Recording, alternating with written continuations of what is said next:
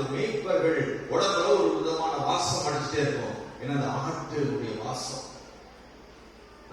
ஆட்டு கழுவுறது, அதனுடைய காரியங்கள் எப்ப பார்த்தாலும் ஆட்டு வாசம் இந்த மேய்ப்பர்களை காதுக்கிறதுனால இவர்கள் நியாயப்பிரமாணத்தின்படி குடிக்கிறது இல்லை, கை கழுவுறது இல்லை, நியாயப்பிரமாணத்தை கடைபிடிக்கிறது இல்லைன்னு சொல்லி பயங்கரமா இந்த ஆசாரியர்கள் மேய்ப்பர்கள் கண்டாவே ஆகிறது இல்லை. இந்த ஆசாரியர்களுக்கு, இந்த வேத பாடலுக்கு, இந்த பரிசேயர் சதுசேயர் அப்ப சமுதாயத்தில் ஒதுக்கப்பட்டது ஒரு நல்ல செய்தி வராது. ஒரு நல்ல இடத்துக்கு கூப்பிட மாட்டாங்க, நல்ல ஒரு வீட்டு திறப்புலா கூப்பிட மாட்டாங்க. நல்ல ஒரு சூழ்நிலை அவர்களுக்கு இல்லை. உலகமே அந்த மேய்ப்பர்களை வெறுக்கிற சூழ்நிலை, அவர்களை மட்டமாக, அவர்களை அற்பமாக நினைக்கிற சூழ்நிலையிலே ரோமர்களின் இருண்ட காலத்திலே இதோ சகல ஜனத்துக்கும் நற்செய்தி அறிவிக்கிறேன் என்று முதலில் மேய்ப்பர்களுக்கு தான் இயேசு பிறந்த நற்செய்தி அறிவிக்கப்பட்டது. கரங்களை தட்டி கட்டளை. நீ என்ன இந்த மேய்ப்பர்களை அவமானப்படுத்துறது? நீ என்ன அவனை மட்டம் தட்டுறது? நீ என்ன அவர்களை அசிங்கமா நினைக்கிறது?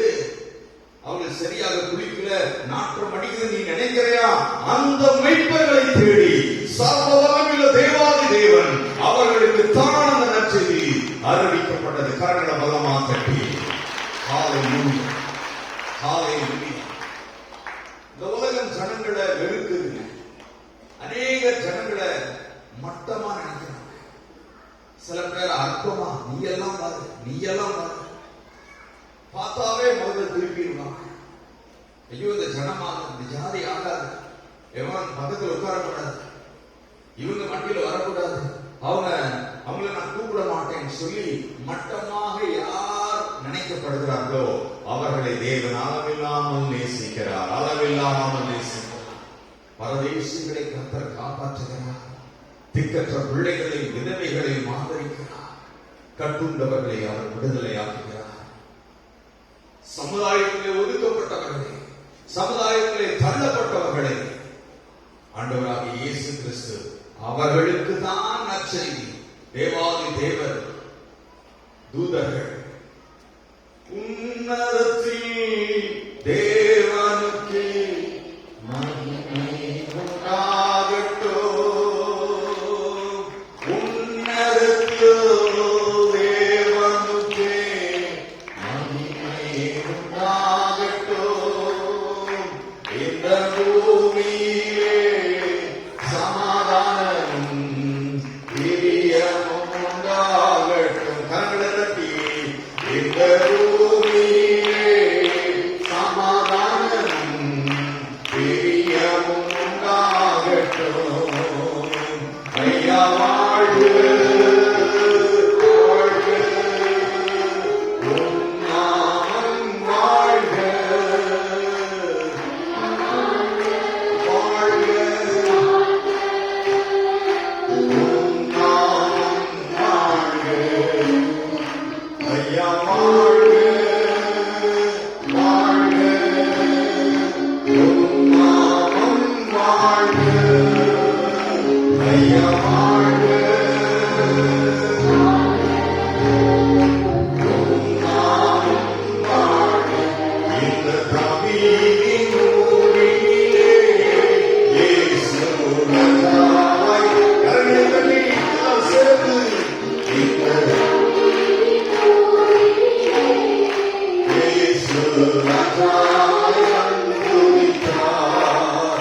துதித்து பாடியே போற்றியே, துதித்து பாடியே மகிழ்ந்து போற்றியே, இயேசு பாதமே எங்கள் ராஜனே, இயேசு பாதமே எங்கள் ராஜனே. இந்த தாவீதின் ஊரிலே கரங்களை தட்டி அவர் வந்து துதித்தார். மேய்ப்பர்கள் காத்திருக்க நல்மேய்ப்பனாய் தோன்றினாரே.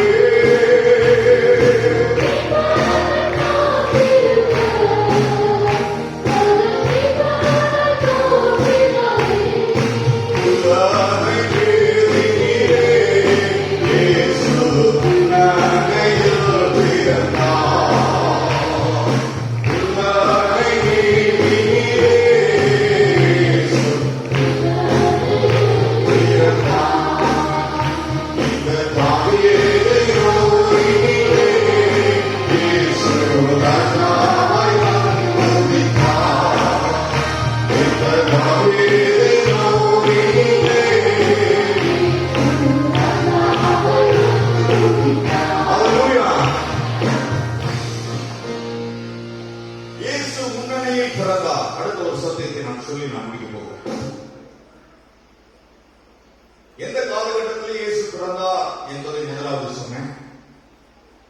சிறிய பெத்லகேமில் இயேசு பிறந்தார், ஆயிரங்களில் சிறிய பெத்லகேம். அதையும் சொன்னேன், ஞாபகப்படுத்தீங்க.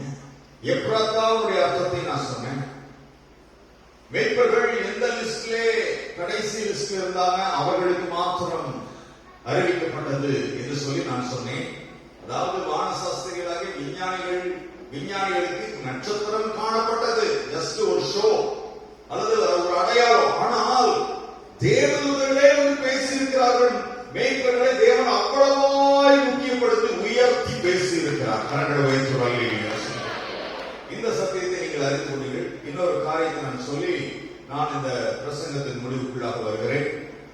முன்னணை, எல்லாம் சொல்லுங்க. முன்னணை. அனைவருக்கு தலையணை தெரியும், அப்படிதானே? தலையணை தெரியும். ஆனால் முன்னணை அப்படின்னா என்ன தெரியுமா?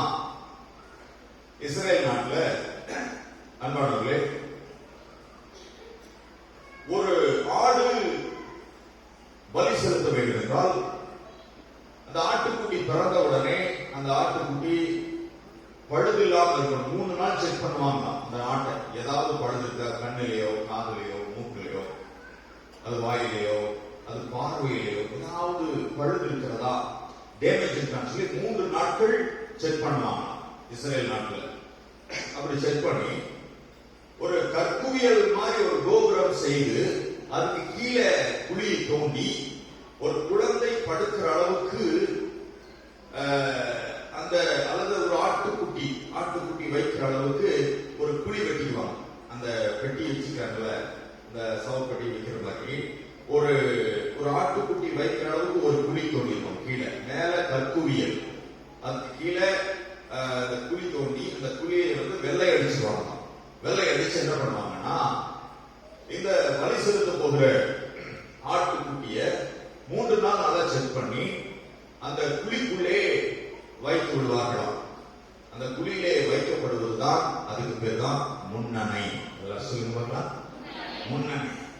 அப்ப இயேசு கிறிஸ்துவுக்கு பிறப்பதற்கு இடமில்லை அப்படின்னு சொல்ல முடியாது. ஏனென்றால் இயேசு கிறிஸ்துடைய அப்பாவுக்கு அங்க வீடு இருந்தது.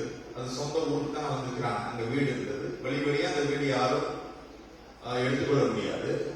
அதுல பாருங்க, அந்த முன்னணியில அந்த வழக்கமாக வெட்டப்படுகிற ஆடு, பலி செலுத்தப்படுகிற ஜனங்களின் பாவங்களுக்காக பலி செலுத்தப்படுகிற ஆட்டுக்குட்டி எல்லாம் என்ன செய்வாங்கன்னா அந்த முன்னணியிலே வைப்பாங்களாம். எப்படி வைப்பாங்கன்னா, அந்த முன்னணியில அந்த ஆட்டுக்குட்டியை ஒரு துணியை சுத்தி அந்த குழியில வைப்பார்களாம். அந்த மாதிரி வைத்து அதுக்கு பிறகு அந்த ஆட்டுக்குட்டியை எடுத்து போய் அவர்கள் பலி செலுத்துவார்களாம். விளங்குறவங்க ஒரு அல்லேலூயா சொல்லுங்க. ஆண்டவராக இயேசு கிறிஸ்து பிறந்த போது என்ன செய்தாங்கன்னா, இன்னைக்கு நம்ம பிள்ளைகள்லாம் ஒரு குழந்தை பிறந்த போது என்ன செய்யறாங்க, ஒரு துண்டை பிரிச்சு அந்த குழந்தைய வெறுமனே படுக்க வச்சிருவாங்க. இன்னைக்கெல்லாம் அப்படிதானே. ரொம்ப விவசாயிச்சு நான் குழந்தை வச்சு அப்படின்னு நீங்க யோசிக்கலாம். ஆனா இப்ப புதிதாக குழந்தை பெற்றெடுத்திருக்கிறவர்களுக்கு நான் சொல்றேன், சரிங்களா? அப்போ ஒரு குழந்தை பெற்ற உடனே என்ன செய்வார்கள், ஒரு டவல் அல்லது ஒரு ஏதாவது ஒரு ஷீட் போட்டு வெறுமனே படுக்க வைப்பார். ஆனால் இயேசு கிறிஸ்து அப்படி படுக்க வைக்கப்படல. இயேசு கிறிஸ்து பிறந்த உடனே என்ன செய்தாங்கன்னா, அந்த ஆட்டுக்குட்டியை வைப்பாங்கல்ல, அந்த முன்னணிக்கு போய் அந்த குழியில இயேசு கிறிஸ்துவை வைத்தார்கள். ஒரு அல்லேலூயா சொல்லுங்க. ஏன் தெரியுமா? உலகத்தின் பாவத்தை சுமந்து தீர்க்கிற தேவ ஆட்டுக்குட்டி. அல்லேலூயா. உலகத்தின் பாவத்தை சுமந்து போகிற அந்த ஆடு பலியாக போகிறது. நித்தியாவினாலே வசனத்தை வாசிங்க. எபிரேயர்ல பழுதற்ற பலியாக வாசிங்க. எபிரேயர் 10ஆம் அதிகாரமா வாசிங்க சீக்கிரம்.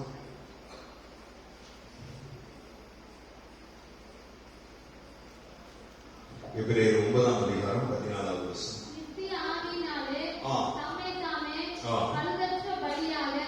தேவனுக்கு ஒப்புக் கொடுத்த கிறிஸ்துவினுடைய ரத்தம் ஜீவனுள்ள தேவனுக்கு ஊழியம் செய்வதற்கு உங்கள் மனசாட்சியை செத்த கிரியைகளாக சுத்திகரிப்பது எவ்வளவு நிச்சயம். நித்திய ஆவியினாலே தம்மை தாமே பழுதற்றபடி இயேசு கிறிஸ்து பிறக்கும் போதே பலியாக ஒப்பு கொடுப்பதற்கு அடையாளமாக முன்னணியிலே கிடத்தப்பட்டார். அல்லேலூயா. எவ்வளவு பாருங்க. அந்த முன்னணியிலே கிடத்தப்பட்டால் என்ன அர்த்தம்னா, அந்த ஆட்டுக்குட்டி பலி செலுத்தப்பட போகிறது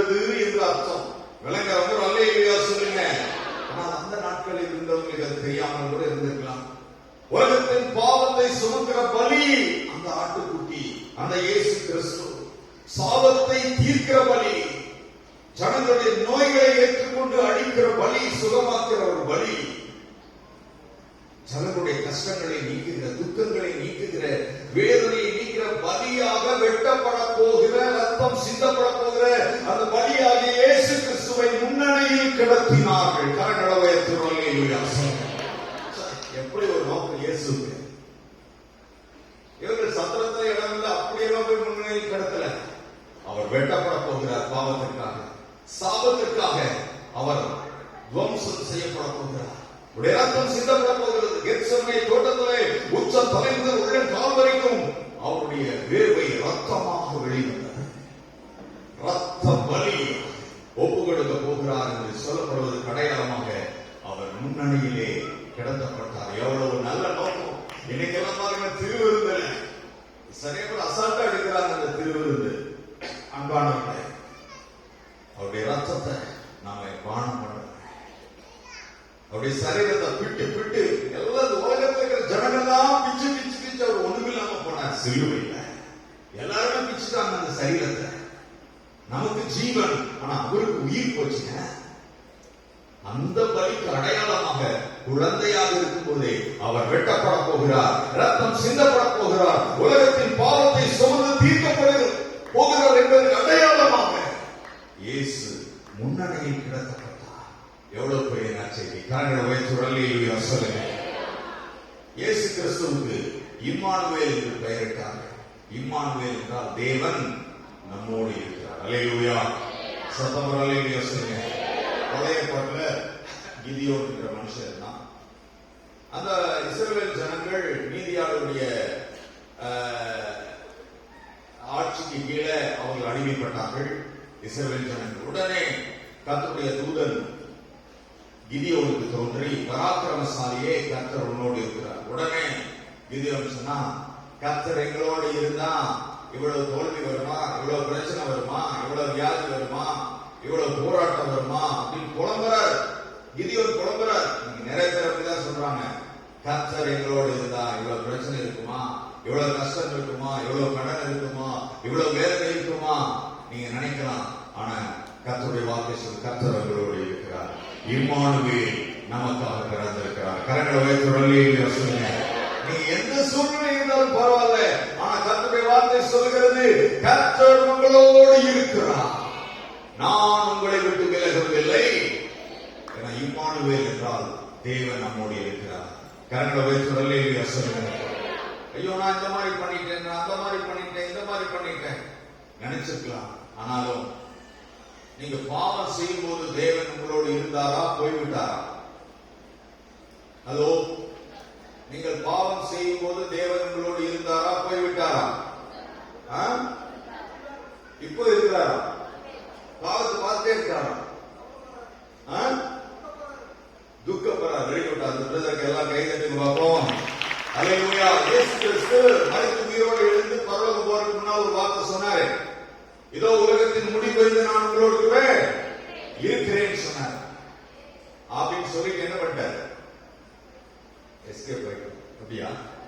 பரலோகத்துக்கு போயிட்டாருங்க. அங்க சொன்ன வார்த்தை என்ன? இதோ உலகத்தின் முடிவு நான் உங்களோடு கூட இருக்கிறேன். ஆனா என்ன பண்ணார்? பரலோகம் போய் வேறொரு தேற்றவாளனை, பரிசுத்த ஆவியானவரை உங்கள் உள்ளத்திலே அவர் வைத்து விட்டார். கரங்களை வைத்து அல்லேலூயா சொல்லுங்க.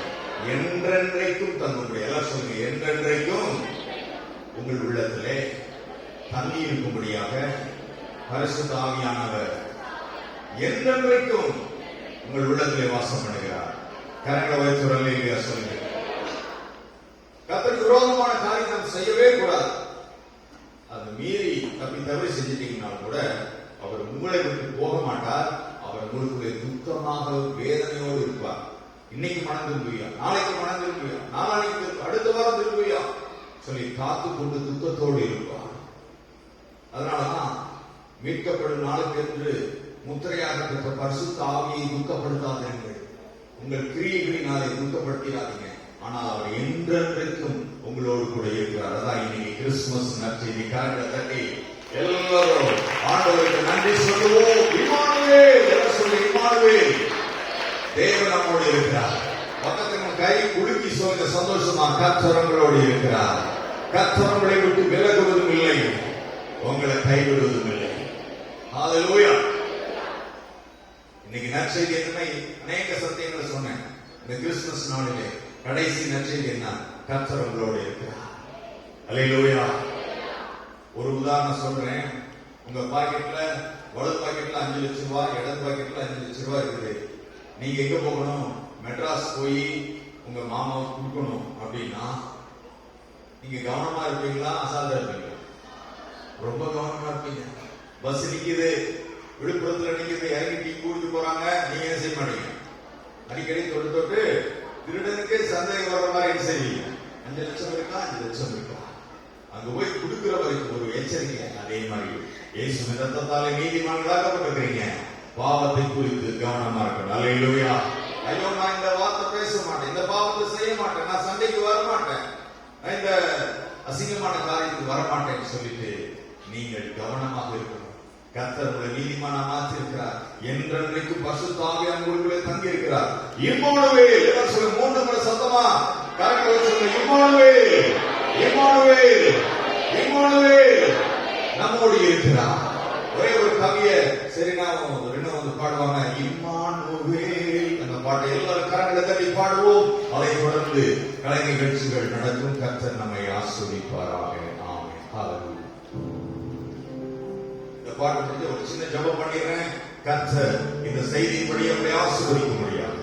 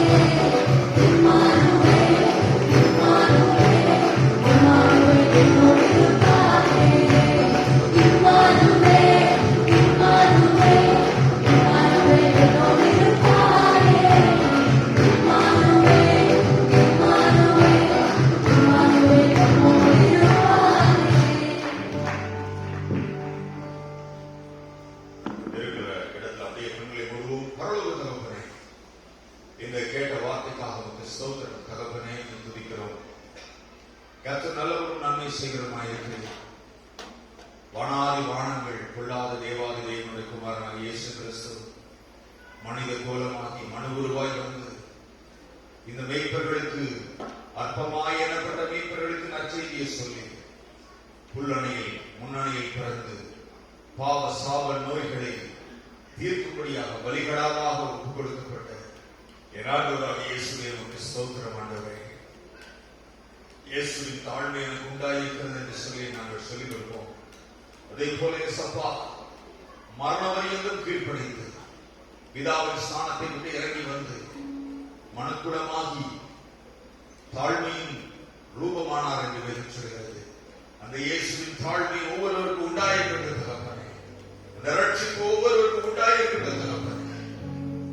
தேவன் நம்மோடு இருக்கிறார் என்று வேதம் சொல்கிறது. ஒவ்வொருவருக்கும் அந்த விசுவாசம் உணர்வு இயேசுவின் நாமத்திலே இம்மானுவேல் தேவன் நம்மோடு இருக்கிறார். நான் பயப்பட மாட்டேன், கவலைப்பட மாட்டேன். நான் ஆளுகை செய்வேன், பிசாசு விரட்டுவேன், வியாதியை விரட்டுவேன். ஏனென்றால் இம்மானுவேல் என்கிற தேவன் நம்மோடு இருக்கிறார் என்கிற ஒரு உணர்வை கொடுங்க. விசுவாசத்தை கொடுங்க. ஒவ்வொருவரை பேர்வரை பிரித்தனை ஆசீர்வதிங்க, பலப்படுத்த உற்சாகப்படுத்த. கிறிஸ்துமஸ் நாளை முன்னிட்டு கர்த்தர் அளவில்லாத கிருபையும் ஆசீர்வாதத்தையும் பலனை கட்டளையிடுகிறோம். எல்லா சோர்வுகள் சோதனை கர்த்தர் விடுதலையாக, போராட்டத்தில் விடுதலையாக சுகபலன் ஜீவன் ஆரோக்கியம் நல்வாழ்வு செழிப்பு இயேசுவின் நாமத்தில் உண்டாயிருக்கிறது. ஒவ்வொருவரையும் பொருட்படுத்திக் கொடுங்க. அற்பமாய் எண்ணப்பட்ட அந்த மேய்ப்பர்களை கூட இயேசு தள்ளிவிடாமல் அவர்களுக்கு தான் இந்த நற்செய்தியை தேவதூதர்கள் சொன்னார்கள். ஒருவரையும் நீர் அற்பமாய் எண்ணவில்லை, ஒருவரையும் நீர் கைவிடவில்லை, ஒவ்வொருவரை அரவணைத்து வழிநடத்தி உற்சாகப்படுத்த வேண்டும் என்று மீட்பரும் ரட்சகருமாய் இருக்கிற இயேசு கிறிஸ்துவின் நாமத்தின் மூலமே கேட்கிறவர்கள் ஜீவிக்கிற நல்ல தகப்பனே. ஆமென், ஆமென், ஆமென். தயவு செய்து நாம் எல்லாரும் எழுந்திருப்போம். எழுந்திருந்த ஒரு பாடலை பாடுகிறது. கர்த்தருக்கு காணிக்கை செலுத்துவோம். விசேஷ காணிக்கை செலுத்த வேண்டும் கவர்கள் இருக்கிறது. கிறிஸ்துமஸ் புத்தாண்டு காணிக்கையை செலுத்தாதவர்கள் நீங்கள் கொண்டு வந்து கொடுக்கலாம். விசேஷ காணிக்கை கவர்கள் இருக்கிறது. உற்சாகமாய் நீங்கள் ஆண்டுகளுக்கு இந்த காணிக்கை செலுத்தலாம். பல செலவுகள் செய்து இந்த அரேஞ்ச்மெண்ட் பண்ணியிருக்கிறோம். கர்த்தர் தாமே உங்கள் கரங்களை பலப்படுத்துவாராக. இதனை தாங்க